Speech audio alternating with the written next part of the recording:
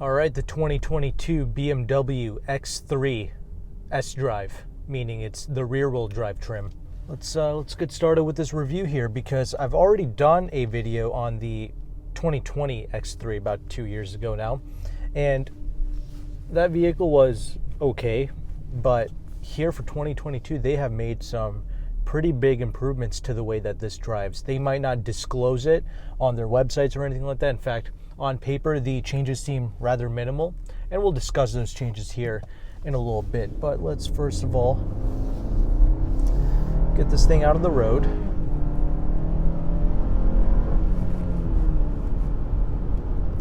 Very potent four-cylinder. We'll get to that later. Let's talk about the exterior first, because that's where you see some of the 2022 changes. The headlights, the grille, the rear bumper, all these exterior components got a subtle refresh and a redesign. Moved around a couple of the buttons and switches here. But for the most part, it's nothing crazy going on here. It's still not my most favorite looking vehicle in the world or anything like that, nor is the Audi Q5. I really like the way the Mercedes GLC looks, both from the exterior and the interior, but there's a little problem with the GLC. It feels a little chintzy on the interior. It doesn't feel anywhere near as solid as the X3 interior or the Audi Q5 interior, nor is the four-cylinder as smooth in the GLC as it is here in this BMW or the Audi Q5. Again, we'll touch on that in the driving segment. We also have here the 19-inch wheels wrapped in 245 wide tires in all four corners, the Pirelli kind of run flat tires, and these are some excellent tires, very quiet as we're about to see. And these are the wheels that I would personally go with because it will maintain a great ride quality as well. And the price on this isn't terrible. This particular vehicle, the way it's stickered here, it's about $47,500. Not too bad. It's got one little package on it. So from a price perspective, it's not terrible. I mean, it's about as much as a fully loaded Honda Pilot or like a Toyota Highlander, something like that, right? But now with this, you can blast Beamer, Benz, or Bentley everywhere you go. So there's that. But you let me know your thoughts in the comment section about the way that this vehicle looks. Let's go ahead and let's transition over into this drive now, because that's where I believe the important changes lie. We'll kick it into the sport mode, and we will play with these paddles a little bit here. Auto upshifting. All right.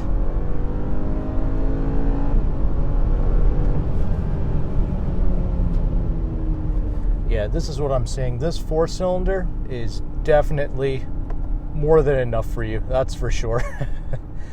And I say this because I recently tested out the BMW X5, a 2022 X5, and I really wasn't, surprisingly, a huge fan of that vehicle. Mainly because I had a really sloppy and slushy steering rack. Almost had like a play in the steering rack.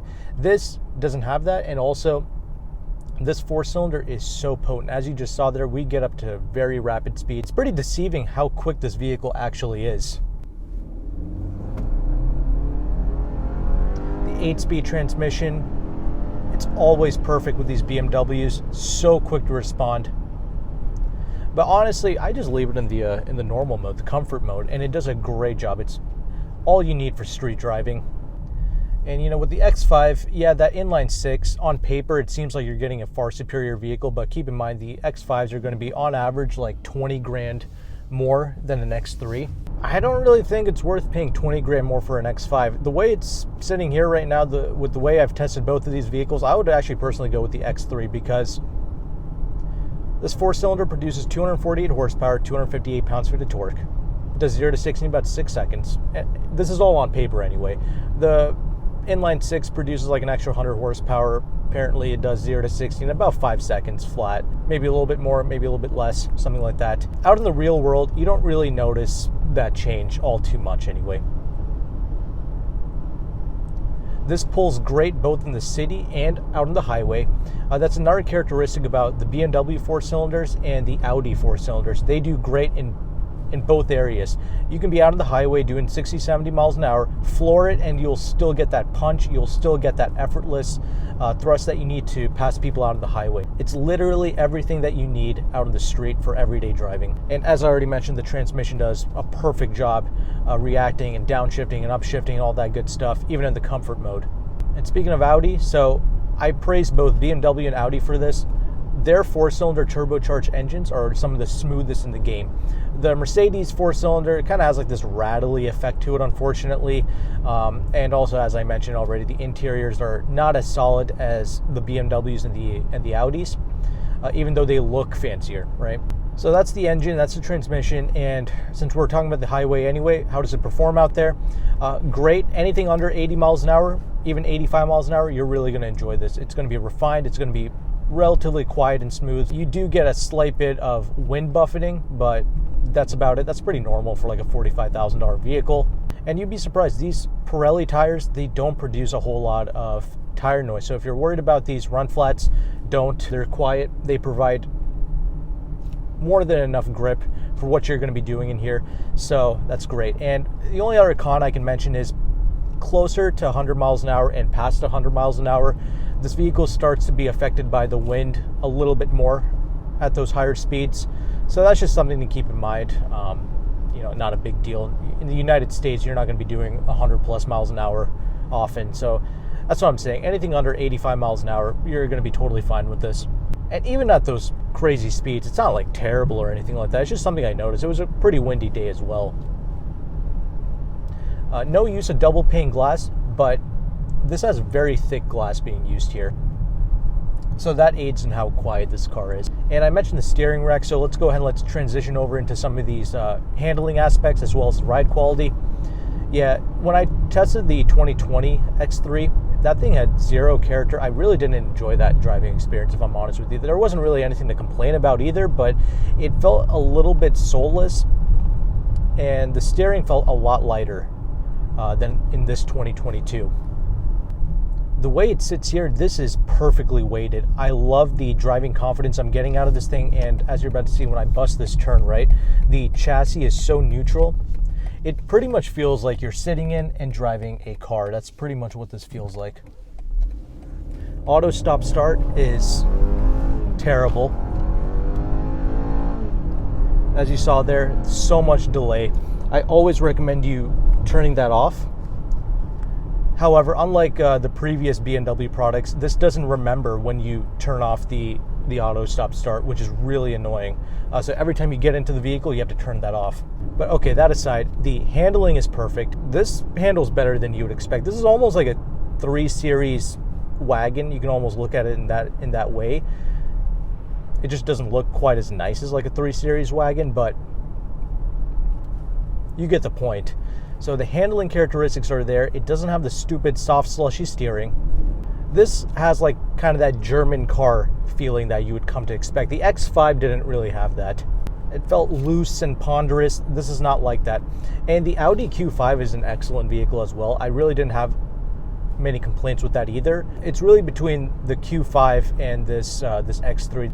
These are kind of my two most favorite vehicles in this segment because they exude the highest quality driving demeanor. They have the best drivetrains, the 4 cylinders, the transmissions, all that stuff is great. Interiors are pretty solid.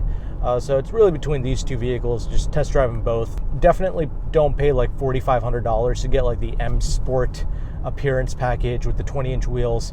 That's way too much money to be spending on this, especially on a package on a 4-cylinder vehicle. I don't want the 20-inch rims on this vehicle. It's not going to help. Yeah, body control is really great. It's really well contained. The brakes on this, they're not bad either. You have to get in on them a little bit to get the maximum stopping force, but it's linear, it's progressive, and everything about this is going to inspire confidence. This is a good vehicle. And we'll close off with this. I think it's rated to get like 23 in the city and 29 on the highway. And that's pretty accurate. In fact, you'll probably even beat that by 1 or 2 mpgs, especially out on the highway. That's another thing with the Audi and BMW 4-cylinders. Not only are they smooth and powerful, but in the real world, they actually get really great fuel economy. And again, keep in mind, this is with the sDrive, the rear-wheel drive trim level that I'm testing out here. The xDrive, that's an extra $2,000 option. Definitely get that if you live in an area with inclement weather. Actually, just get it anyway because it's just going to help with the resale value. It's going to be a more desirable vehicle. It's going to add a little bit of extra weight. I don't really care about that. It's going to bring the weight up to maybe like what, 4,300 pounds. This is maybe like what, 4,100 pounds of weight sits here. This feels like a much smaller vehicle. I mean, you sit pretty low to the ground, surprisingly, so that could be a con to some of you. If you're looking for that SUV, that traditional SUV SUV experience, like you want to sit up high and see over things. That's not really happening here. You can put your seat up a little bit if you want, but again, the vehicle itself actually sits pretty low. And if you were to get the proper M40i with the inline-6 engine, you can actually get that motor here, and it's going to be a more performance-oriented inline-6, the way it's going to be tuned compared to like a base X5, right? And one of the changes that they made for 2022 with the M40i is they included a mild hybrid system. You see this with more and more models now. They're starting to add that mild hybrid system. It doesn't mean it's an actual hybrid. It's just supposed to eliminate turbo lag and those sorts of things. But the X3 is really at its best when you don't go crazy with the options and you get it kind of like how you see it here. Let's go ahead and let's transition over into the interior segment now.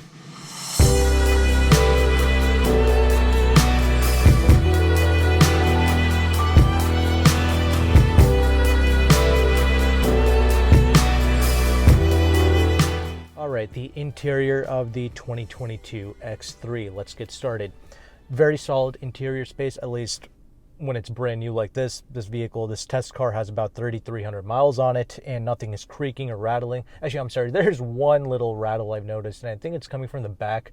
I think it's actually that rear windshield wiper. I think when you're up to speed or when you go over bumps, that thing kind of rattles a little bit. Maybe that's what it is, I'm not sure, but that's the one thing I noticed about this interior. Other than that, nothing is moving or anything like that. It feels really good, tightly built in here, so I do appreciate that. The Audi is much like this as well, the Q5. Now, if you wanted to make a comparison with the X5, one of the things I really liked about that vehicle was it used a lot of matte textures, like matte wood, matte plastics, things like that. Here, though, in the X3, we have like these glossy wood finishes, and we have this piano black plastic trimming in the center here. Granted, it doesn't look terrible or scratched up or anything like that. This piano black wood, or this piano black plastic in the center here, it's actually kind of like smudge resistant almost. So it's not terrible. It's not really something to complain about, and it's certainly not worth paying 20 grand plus to get an X5. And I'll talk more about that in a little bit when we get to the rear seats. A steering wheel feels great. I love all these kind of silver buttons that they have going on here, this kind of metal-ish look going on. All the buttons have a great feel to them, like the window switches here. We have one-touch up and down windows for all 4 windows, automatic headlights, and yeah, I just like interacting with all these kind of buttons, both on the steering wheel. It all feels nice. We have some memory seats, 2-way memory seats, and lumbar adjustment is actually an option. Like, we have the 4-way lumbar here, and it's a great thing to have because it makes the seat a lot more comfortable. And the one package that this car has is the convenience package for around $1,800. I think there's a convenience package 2 for around $2,800, and it kind of bundles in like heated seats and those things. Here we also have the heated seats, but it's an extra $500 option. Yeah, with this car, you're going to be spending around $47,000 to like $50,000, depending on which options you get, or if you get the all-wheel drive. And this cognac interior, these seats, they look amazing, and it's also the Sensitech seats. I also had the Sensitech seats in the X5, but for whatever reason, this feels more like real leather to me. This feels a lot more softer and more supple to me. I don't know what that is, and I'm also liking this color as well. You can also get red and white seats as well. So yeah, I would not pay the extra $1,500 to get the real leather. I would actually go with the free Sensitech seats. As standard, you get like a 10.3-inch screen for the infotainment, and you can upgrade that to a 12.3-inch screen, and you'll also get like a full digital display as well. We also have a digital display here in this X3, but it's like a smaller version of it with like these kind of metal bezels going around it. I really like this as well. I have no issues with the way that this is set up. We have a nice clear backup camera, and all the functions are quick to respond. The iDrive system is great, no problems. There's a couple of menus that you have to kind of go through, but once you get used to it, or if you've owned BMWs in the past, this is going to be really easy for you to get used to. All the tech in here, pretty well done. I will say that the gauge cluster is affected by the glare a little bit. It's could be a little bit difficult to see in really harsh sunlight, something to keep in mind, but the infotainment is not affected by harsh sunlight. And we also have your Apple CarPlay and Android Auto, of course. You have your own separated buttons and switches here for your climate control. Again, very easy to access. You have your own little screen here dedicated for that. It's a very small one. You have your volume knob, a CD player, 2 cup holders, and sort of a place to put your phone. It's not really quite big enough for most phones anyway. And we have one USB port here up in the front. And I think you can pay up more money to get more USB ports around this vehicle. Decent space in the armrest, and you have a USB-C port in there. And in the glove box, even with the books, you have some space in there to put a few things. It's not a massive space, but it's there. The door pocket space is excellent, and you have plenty of space to fit in here. You know, I'm 5'11", you know, I have a lot of headroom here. And yeah, you can put the seat all the way back, so very tall individuals can easily fit in here. That's not a problem. Obviously, depending on how much you put the seat back, it's going to affect the rear passengers, but, you know, I guess who cares about them, right? And with the convenience package for $1,800, you're going to be getting this panoramic sunroof, which I think many people will enjoy. And let's go ahead and let's talk about those rear seats, because this is the other reason why I wouldn't really consider the X5, because both vehicles, the X3 and the X5, have just about the same amount of rear legroom space. It's not plentiful in either vehicle, so I don't really see the sense in paying up for the X5, especially when I like the way that this drives better as well. So you kind of put everything together, it's $20,000 cheaper, and the rear legroom is almost the same. Yeah, it's kind of a no-brainer in my opinion. I'm going to go with this every single time.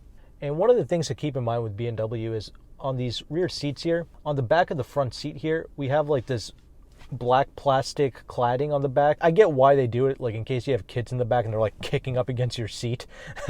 It's not going to damage the leather, they're just kicking up against the plastic.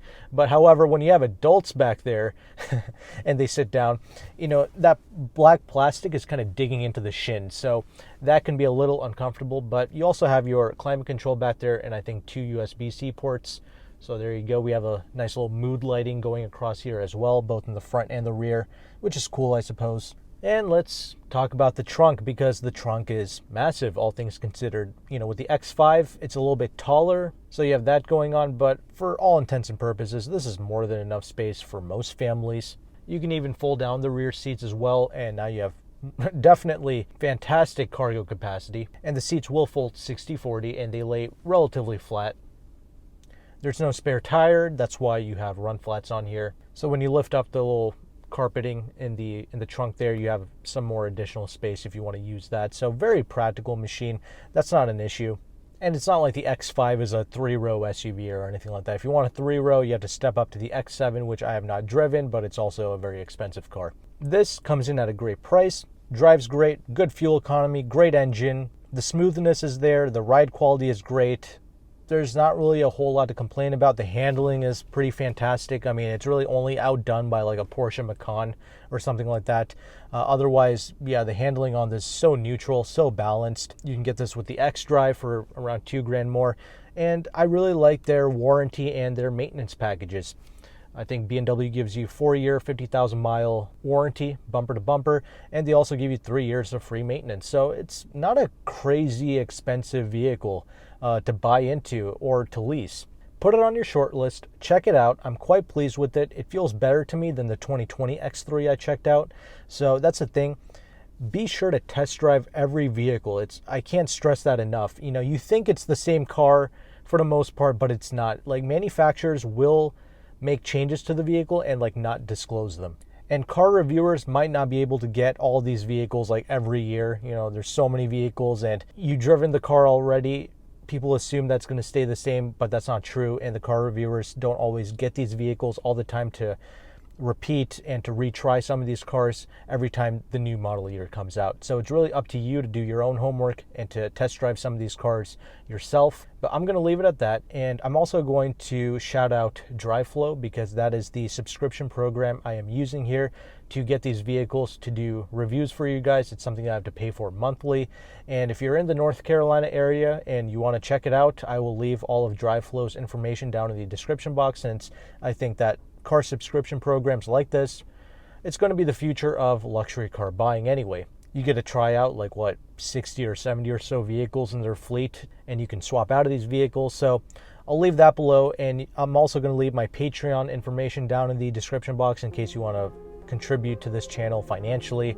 If you like what I'm doing, if you like the real world pragmatic content that I produce, you can support me there if you want.